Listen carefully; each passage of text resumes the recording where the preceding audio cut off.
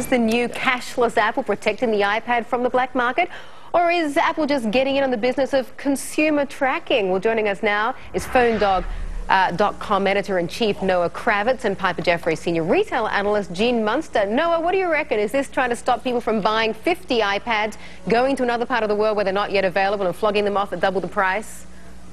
Well, you know, Amanda, you don't have to go anywhere. You just log on to eBay and flip them there. And that's what people have been doing. And while Apple, you know, hasn't publicly said anything, confirmed the policy, there was a report actually last month on a blog that got picked up by a couple of more major tech publications about someone who claims he was trying to be a do-gooder, buy the iPads, sell them at cost to people who couldn't get them yet. And he was banned for life, according to his report, by Apple, said no more iPads for you ever. So it seems like there's anecdotal evidence anyway that that's what they are doing, is they're tracking the purchases to ensure that you're not buying too many. And again, you know, they're not confirming this publicly, but the common wisdom seems to be that they are trying to, you know, keep them off of the black and gray market. What do you reckon of the motives behind it all, Gene? That's absolutely it. They want to keep them off the black market. I mean, this is ARB 101 for anybody who can get a hold of an iPad.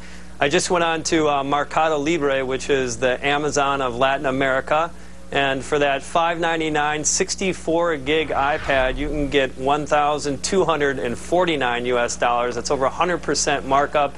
We should all just quit our jobs and basically buy a bunch of iPads and go out and cash those in. So there's clearly a motive. We saw this exact same thing when the iPhone came out. We'd see busloads of people going into Apple stores with cash and basically bring them over to the Far East. So this is not a surprise and a very good move by Apple. Noah, do you think it's also just a way of getting people to spend more in the Apple store or on Apple products? Because essentially, if you've got the plastic fantastic credit card, you might be more likely to spend more than, say, taking in a bucket load of cash.